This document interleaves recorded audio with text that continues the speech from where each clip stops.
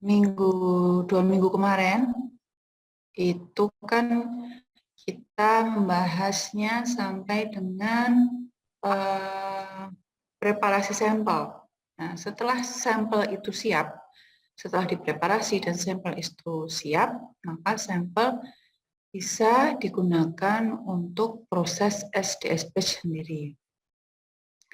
Nah, untuk singkatannya SDS batch itu apa? Sodium diodosulfat poliakrilamid gel elektroforesis. Jadi kenapa dikatakan sebagai SDS batch?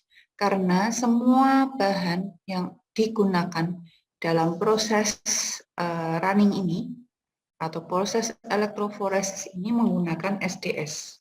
Makanya namanya disebut sebagai SDS batch. Lalu poliakrilamid gel itu karena gel yang dipakai itu berbahan dasar poliakrilamid. Beda dengan elektroforesis DNA. Kita pakainya agaros, kalau yang elektroforesis protein pakainya gel poliakrilamid.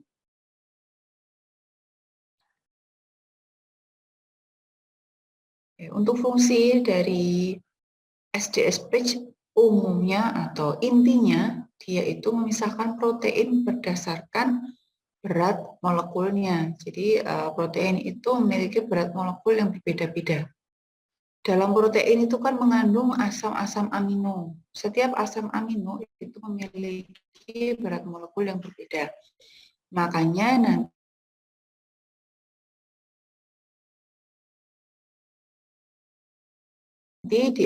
di proses SDS batch nanti dia akan terpisah dalam bentuk band-band seperti itu. Fungsi utamanya itu adalah untuk memisahkan berat molekul. Selain itu juga bisa dipakai untuk uji kemurnian sampel. Jadi itu sampelnya itu murni itu ada proteinnya atau tidak gitu.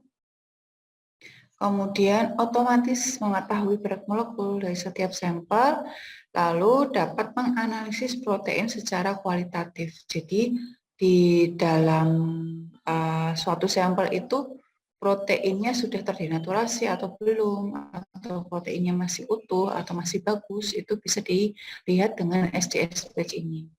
Lalu pola pita protein setelah dilakukan SDS batch dapat digunakan untuk menjelaskan proses ekspresi gen berupa protein pada makhluk hidup. Nah, ini kalau yang tentang proses ekspresi gen ini ditambahkan atau harus dengan pemeriksaan yang lain. Jadi bukan hanya SDS batch saja. Untuk prinsip dari SDS batch itu adalah migrasi sampel protein dari kutub negatif ke kutub positif. Jadi nanti dia akan melewati pori-pori gel akrilamid, kemudian dengan bantuan energi listrik. Dan untuk molekul protein kecil atau protein yang bermuatan tinggi, dia akan melaju lebih cepat. Jadi nanti dia akan berada di bawah. Kemudian molekul protein yang lebih besar atau bermuatan rendah, dia akan berjalan lebih lambat nanti melewati proteinnya. Nah, nanti dia biasanya berada di atas. Jadi running gelnya itu nanti akan turun ke bawah dari kutub negatif ke kutub positif, yang bermuatan tinggi bermuatan protein besar itu di atas, yang bermuatan protein kecil itu di bawah. Lalu alat dan bahan yang digunakan, jadi ada mikropipet, Erlenmeyer, kemudian satu perangkat alat SDS batch, jadi ini banyak banget alatnya. Ada chamber yang warna hijau ini nanti untuk running namanya chamber. Nah, isinya chamber nanti ada ini namanya ini. Glass plate dengan klem. Lalu ini ada kom atau sumuran. Kemudian ini ada pencetak gelnya. Gitu. Terus ada power supply. Nah, power supply ini untuk mengatur tekanan listrik yang akan digunakan. Jadi biasanya yang kita gunakan 100 volt biasanya. Tuh, ini bisa diatur pakai ampere atau pakai volt satuannya. Kemudian ada mikrotub ya seperti biasa. Nah, lalu bahan yang digunakan itu sampel yang sudah dipreparasi, disiapkan. Tapi kalau bisa sebelum gel poliakrilamidnya siap, sebaiknya sampel yang dipreparasi masih dalam kulkas saja, tapi ditaruh di bagian bawah atau yang suhu 4 derajat itu nggak apa-apa, karena mau dipakai. Atau bisa dikeluarkan biar dia mencair dulu nggak apa-apa. Kemudian ada gel poliakrilamid. Jadi sebelum sebelum membuat gelnya, kita buat larutan akrilamid dulu. Jadi gel poliakrilamid itu nanti sudah ada campuran yang lain, sedangkan kita harus mempersiapkan larutan akrilamid dulu.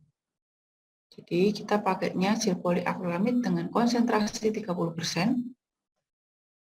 Kemudian kita buat dulu larutan akrilamid 30% pakai akrilamid 29 gram ditambah metilen bisakrilamid atau bisakrilamid kita sebut biasanya sebanyak 1 gram. Nanti ditimbang dulu keduanya, dimasukkan ke Erlenmeyer, lalu dilarutkan dalam Aquades 100 ml. Jadi langsung ditambahkan 100 ml Aquades baru dilarutkan. Biasanya kita pakai stirrer, magnetic stirrer itu sampai larut baru disaring. Itu baru pembuatan yang akrilamid. Akrilamid dan bisakrilamid ini kalau disatukan, dia akan bisa membentuk pori-pori gel tadi. Jadi kalau kita nggak membuat larutan poliakrilamid ini, biasanya pori-pori gel itu tidak terbentuk. Padahal kita perlu untuk memisahkan protein. Kemudian setelah disiapkan larutan akrilamid, yang kedua kita siapkan running buffer atau elektroda buffer. Ini yang berfungsi untuk menghantarkan arus listrik pada saat kita running. Jadi kita biasanya membuatnya konsentrasi 5 kali. Jadi kalau nanti butuh konsentrasi 1 kali, itu langsung bisa kita encerkan. Jadi biasanya kalau buat larutan itu kita buat yang kental, nanti kalau mau pakai diencerkan gitu. Caranya itu ditimbang dulu tris base sebanyak 15,1 gram, lalu ditimbang glisin 34 gram, ditambahkan SDS 10% 50 mili. Jadi maksudnya SDS 10% 50 mili itu kita sudah punya larutan SDS secara utuh jadi 100%. Kalau 100% tuh biasanya kita buat 1:1 biasanya. Seumpama 1 gram SDS dilarutkan dalam 1 mili air, itu 100%. Kalau SDS 10% diencerkan lagi, gitu. Jadi 10%. Nah, dari 10% SDS kita ambil 50 mili. Nanti digabung base glisin sama SDS, baru ditambahkan H2O atau Aquades sampai 1 liter. Jadi pakainya yang gelas beker 1 liter. Kemudian seperti biasa diaduknya pakai stirrer. Ngaduknya juga sampai larut, jadi kita nggak tahu berapa jam atau berapa menit. Jadi kita lihat sampai bulir-bulir atau serbuk dari tris base glisin itu udah hilang. Larutan sudah benar-benar berwarna bening atau tidak berwarna, tidak ada bulir-bulir atau serbuk yang tersisa, nah itu sudah larut berarti.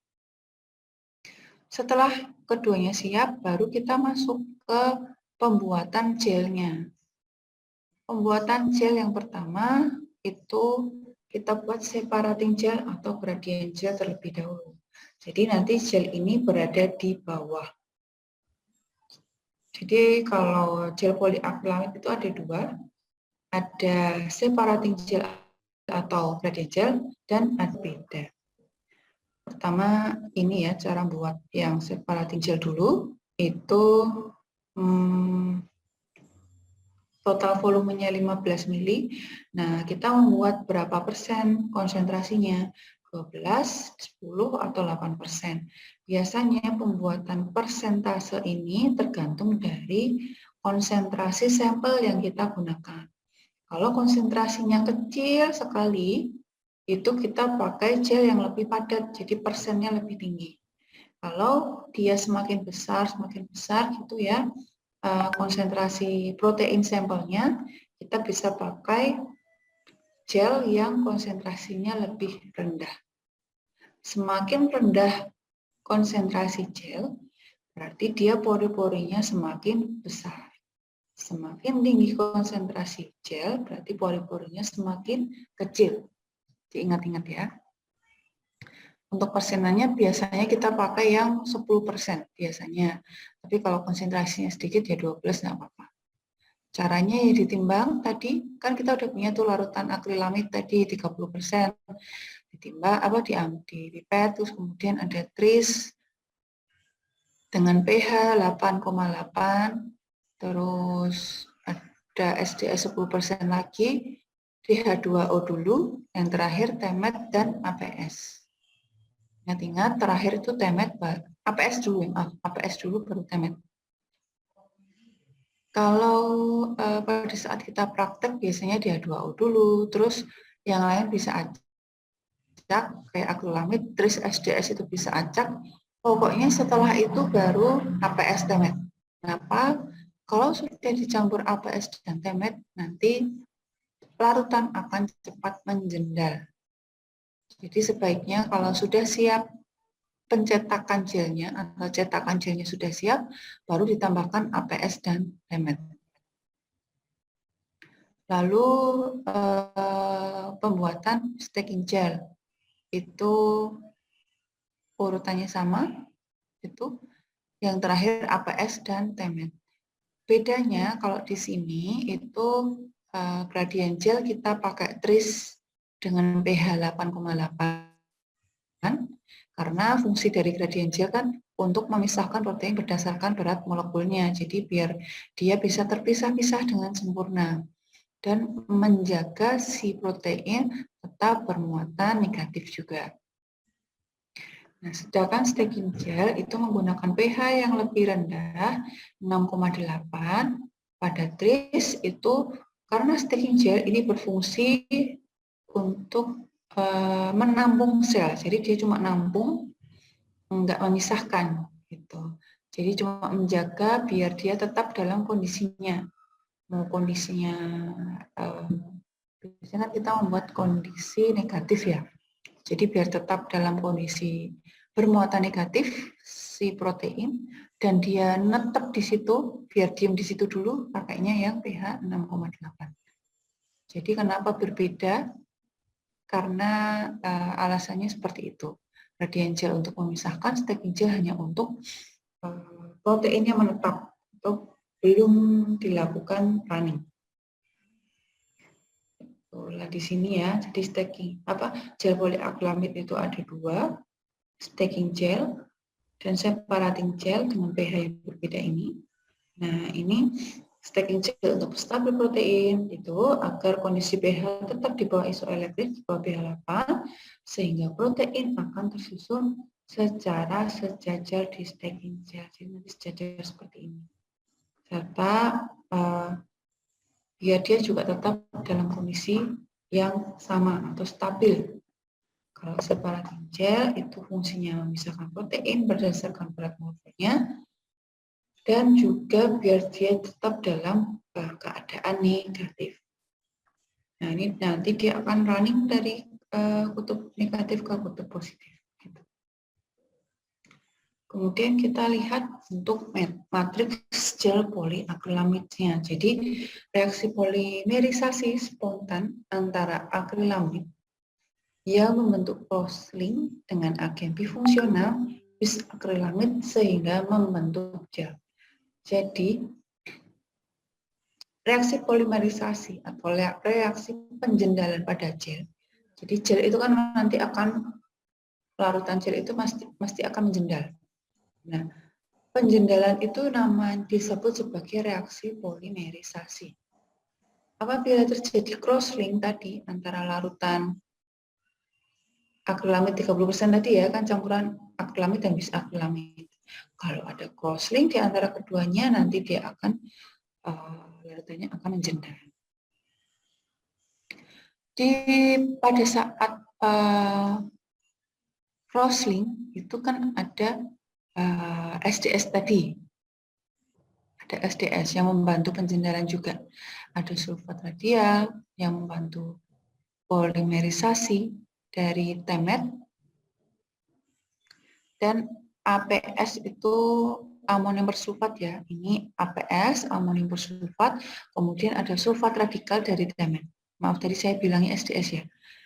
Jadi yang membuat keduanya menyatu ada crosslink sehingga terjadi penjendalan gel itu karena amonium bersulfat atau APS dan tetramethylenediamin atau temet atau ini ya sulfat radikal ini.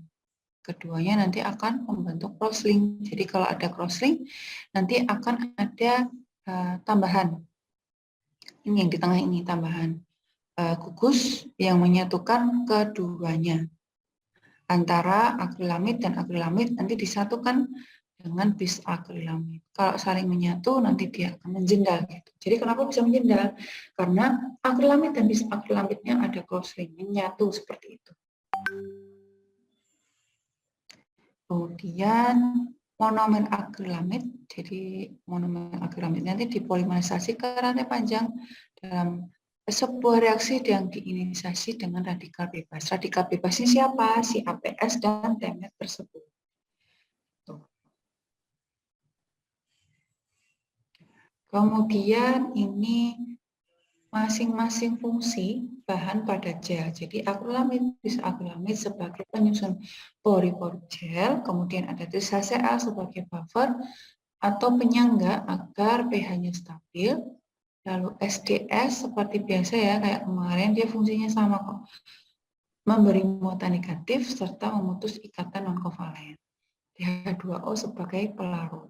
Kemudian APS dia sebagai katalisator yang berfungsi menyediakan radikal bebas yang mampu bekerja sama dengan temet dalam pembentukan crosslink. Yang sudah saya jelaskan tadi. Nah, dia katalisator pertama APS, temet dia katalisator yang kedua.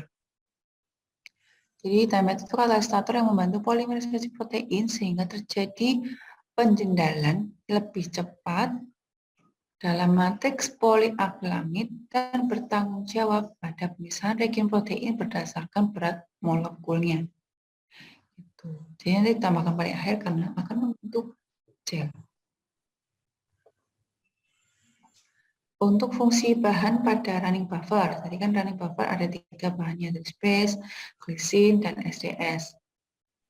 Untuk running buffer secara keseluruhan, dia berfungsi menjaga stabilitas migrasi protein. Jadi biar dia tetap stabil pada saat dialiri arus listrik. Kemudian untuk masing-masing bahannya, yang pertama ada trisbase, fungsinya untuk menyeimbangkan pH larutan. Lalu ada glisin, dia membantu mengikat aliran listrik pada larutan atau elektrolit, penghantar arus listrik, jadi mengikat listrik dia fungsinya bantu mengikat listrik. Kemudian SDS sama untuk menjaga protein bermuatan negatif. Nah, ini gambaran dari cara menuang atau cara mencetak gel. Ini adalah kita bayangkan cetakan gelnya, lalu kita tuang larutan dari separating gel yang sudah jadi. Jadi dituang di sini, kemudian kalau ada gelembungnya, bisa kita tambahkan butanol. Butanol bisa, isopropanol bisa. Jadi kan kalau kita memakai SDS biasanya setiap larutan mesti ada gelembungnya, karena kan SDS kayak sabun ya. Terus kemudian kalau dia ada gelembung, bisa kita tambahkan butanol, nanti gelembungnya akan hilang sendiri. Nah, bisa nggak sih nanti si butanol nyampur sama larutan gelnya? Enggak, jadi santai aja. Kalau ada butanol atau isopropanol, nanti dia akan ngambang di atas. Dia cuma fungsinya menghilangkan gelembung. Jadi nanti kalau gelnya sudah mengental, sudah menjendal, nanti butanolnya dia masih cair gitu. Nanti bisa kita tuang, bisa kita buang. Setelah separating gel kita kering atau sudah menjendal, baru kita tuang larutan stacking gel. Setelah dituang, larutan stacking gel baru ditambahkan cetakan atau comb atau sisiran. Kalau sudah menjendal, baru sisirannya diambil. Terus kemudian ini ya kayak gambaran dulu, sampel loading. Jadi pada saat sudah jadi gelnya, sudah ada sumuran-sumurannya, nanti si sampel ditambahkan di atas, sampelnya ditambahkan di atasnya sampai penuh gitu ya. Nanti caranya ada sendiri. Jadi kita biasanya pakai tip yang ujungnya panjang karena lubang atau batas antara glass pad satu dan satunya itu sangat kecil. Jadi nanti kalau kita nggak pakai micropipet yang tip yang ujungnya panjang, nanti dia akan susah masuk. Tapi kalau di lab itu biasanya kita pakai tip yang biasa sudah cukup. Tapi harus lebih hati-hati seperti itu. Setelah ditambahkan di setiap sumuran, baru dinyalakan power supply-nya, kita running. Nah, pada saat running, protein yang tercampur tadi kan masih campur dia antara satu berat molekul dan yang lain. Nah, nanti dia akan melewati pori-pori seperti ini. Nah, baru dia akan terpisah-pisah. Yang berat ada di atas, yang ringan ada di bawah. Atau berat atau berat ada di atas, yang ringan ada di bawah, besar, kecil gitu ya. Terus kemudian ini, jadi protein itu pertama dia folding, jadi ada ikatan antara yang positif dengan negatif. Setelah ada beta merkaptoetanol dan SDS, itu dia setelah ditambahkan si ikatan ini, ikatan disulfida, dia akan dipotong oleh beta merkaptoetanol dan ditambahkan dengan SDS. Jadi beta merkaptoetanol itu memotong, kemudian SDS-nya membuat dia menjadi negatif, juga yang saya jelaskan kemarin. Kemudian setelah dia dipotong ikatan disulfid dan dibuat menjadi negatif, dia akan berbentuk seperti ini ya, struktur primer. Kalau gini kan struktur sekunder lah, kuaterner lah, pokoknya yang sudah bergabung-gabung. Kalau struktur primer kan masih lurus seperti ini. Jadi nanti pada saat SDS lebih mudah terpisah. Oke. Lanjut dulu nanti di videonya nanti akan saya sampaikan setelah SDS. Lalu setelah pembuatan atau running SDS page, jadi kan nanti selesai running tuh. Selesai running kan harus ada proses pewarnaan dan proses penghilangan warna. Pada saat proses running electrophoresis protein atau running SDS page, si protein kan masih terwarnai dengan pewarna yang sementara. Ingat ya, pewarna sementara kemarin kan BPB atau propanol blue. Nanti di gelnya setelah running selesai, tidak akan ada garis-garis protein atau tidak akan ada band-band proteinnya.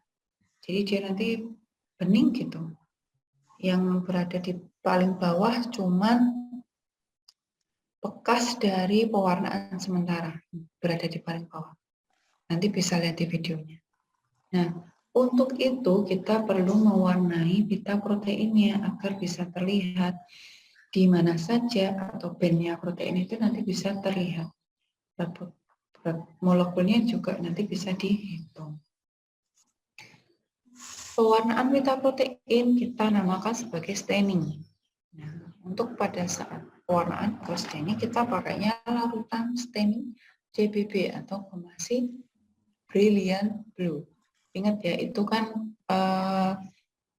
komponen utama dari BPA yang berfungsi untuk mewarnai protein. Nah, ini juga sama. Kita harus membuat larutan staining dengan bahan utamanya adalah CBB untuk mewarnai protein secara permanen. Cara membuat larutan staining itu cuma mencampurkan saja antara bahan-bahannya. Nah, tergantung juga kita mau buat yang 0,25% atau yang 0,1%. Ini pewarnaan ini tergantung dari tadi persentase dari separating gelnya. Jadi kalau separating gelnya persennya tinggi, jadi sampai 12%, kita pakainya 0,25% untuk larutan stainingnya. Kalau separating gelnya itu konsentrasinya rendah, ya kita pakai larutan staining dengan konsentrasi yang lebih rendah. Itu. Nanti ditimbang dulu kemasi brilliant blue-nya, baru ditambahkan metanol, asam asetat glasial, aquades, terakhir. Nah, total volumenya itu adalah 100 ml. Setelah itu baru dihomogenkan dengan magnetic stirrer ya. Penghomogenan larutan staining ini biasanya agak lama, 1-2 jam karena CBB itu terlalu kental ya, jadi agak susah larutnya. Nah, prinsip pewarnaan dengan CBB sudah saya jelaskan kemarin. Jadi kan nanti CBB akan mengikat gugus amin terminal pada protein sehingga yang terwarnai hanya pita protein saja. Tidak semua gel terwarnai. Kemudian untuk fungsi bahan di larutan staining itu ada CBB tadi untuk mewarnai protein, kemudian ada metanol berfungsi untuk menutup pori-pori gel atau mencegah gel agar tidak membengkak atau besar dan mengendapkan protein pada gel di kondisi asam serta memudahkan CBB mengikat pada gugus amin protein. Jadi nanti kenapa menutup gitu ya? Kenapa harus menutup pori-pori gel? Maksudnya di dalam gel itu kan pasti ada lubangnya. Dia ada pori-porinya. Si metanol itu menjaga agar gel tidak pori-pori gel itu tidak membesar. Kalau pori-pori gel membesar, nanti pori-pori gel membesar, nanti gelnya akan membengkak atau membesar lagi. Kalau seperti itu, nanti bisa saja proteinnya tidak terpisah dengan baik. Protein yang berukuran besar juga bisa lari lebih cepat atau dia bisa lari ke bawah. Terus nanti hilang deh proteinnya, nggak bisa terpisah gitu. Kemudian untuk asam asetat glasial itu membantu pengendapan protein pada gel. Jadi biar dia bisa terpisah sempurna. Kalau nggak ada endapan protein pada gel, dan berarti nggak ada yang terpisah gitu. Setelah dilakukan staining, jadi staining itu biasanya setelah running gelnya kita ambil, kemudian kita celupkan atau kita tambahkan si larutan staining itu ke dalam gel. Setelah 1 jam, kan gelnya terwarnai semua, jadi biru semua warnanya. Makanya diperlukan adanya destaining yang berfungsi untuk menghilangkan CBB atau pewarna yang tidak menempel pada beta protein. Kemudian larutannya cuma sama tapi tidak ada CPP-nya. Itu pakai larutan yang sama, ada metanol, asam asetat glasial, dan aquades. Nah, penambahan larutan distaining atau pembuatan larutan distaining harus disesuaikan dengan persentase pembuatan larutan staining. Kalau pakai 0,25% ya metanolnya 50%, kalau pakai yang 0,1% metanolnya 40%. Itu nanti disesuaikan. Untuk fungsi bahan, metanol itu menghilangkan CBB atau pewarna yang tidak menempel pada protein. Kalau asam asetat glasial itu membantu membuka pori-pori gel malah. Jadi sehingga pewarna yang tidak terikat pada protein dapat keluar. Jadi nanti yang terwarnai hanya pita-pita protein atau gel yang mengandung protein. Nah, setelah setelah selesai proses destaining, nanti band-band protein akan terlihat.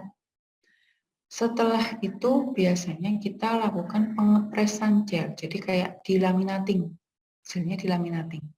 Kenapa harus dilaminating? Biar dia awet, biar dia bisa dipakai lama gitu. Karena kan kita masih perlu untuk menghitung berat molekul proteinnya. Nah, kalau tidak dipres gelnya, nanti dia akan lebih cepat mengkerut kemudian pecah, terus dia kayak menguap gitu loh biasanya, jadi hilang.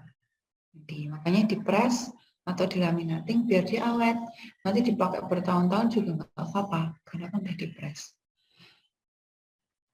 Caranya untuk mengepres gel itu nanti bahan dan alatnya disiapkan. Bahan dan alat itu ada penyangga kaca, ada mangkok, ada plastik. Plastiknya itu seperti plastik pembungkus rokok. Jadi pakai plastik khusus ya, nggak bisa plastik biasa. Pakainya plastik pembungkus rokok. Terus ada aquades, ada kalau nggak salah ya asam asetat kalau nggak salah. Nah, caranya seperti ini. Ada nampan, siapkan nampan di bawah, terus mangkoknya dibalik, terus kita siapkan gelas kaca, pelat kaca satu di atas, kemudian kita basahi dulu menggunakan aquades. Setelah basah kita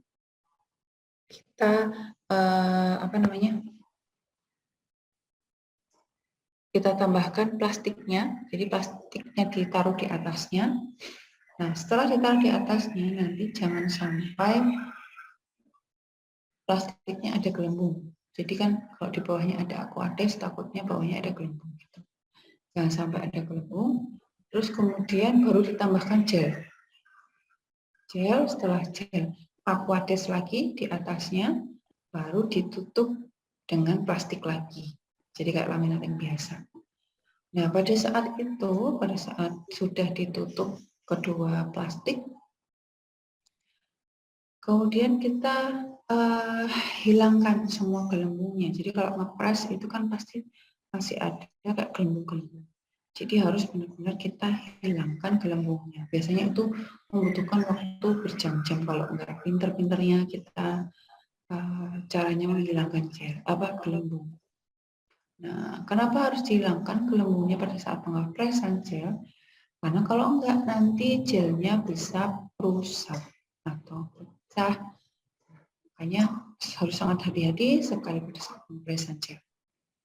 Baru setelah hilang benar-benar gelembungnya, nah kemudian seperti ini ya, plastiknya kita lipat ke bawahnya. Itu kita lipat ke bawah, sudah selesai, udah baru kita simpan selama 2 hari. Jadi sampai 2 hari ke depan nanti si gelnya atau plastiknya akan mengering. Setelah kering nanti bisa kita ambil, bisa kita potong dan bisa kita lihat hasilnya seperti ini. Nah, nanti dia akan terpisah menjadi band-band pita-pita yang seperti ini. Jadi yang di atas ini kan bagian atas itu memiliki berat molekul yang lebih tinggi dibandingkan dengan yang di bawah. Seperti ini. M itu apa? M itu marker. Jadi setiap kita mau running harus punya marker. Marker fungsinya untuk apa? Sebagai penggaris untuk mengukur berat molekul dari sampel. Kalau nggak ada markernya, kita nggak bisa lihat dia sebenarnya berapa kilodalton gitu kita nggak tahu. Nah di sini kan ada yang nggak sesuai dengan garisnya, nggak sesuai dengan garis marker. Berarti kan kita nggak tahu dia memiliki berat molekul berapa. Makanya nanti kita ngitungnya pakai rumus identifikasi berat molekul. Biar setiap kita yang ada di sini kita bisa tahu berat molekulnya berapa. Nah, di sini kalau di SDSP pewarnaannya ada dua, bisa pakai CBB, bisa pakai silver staining.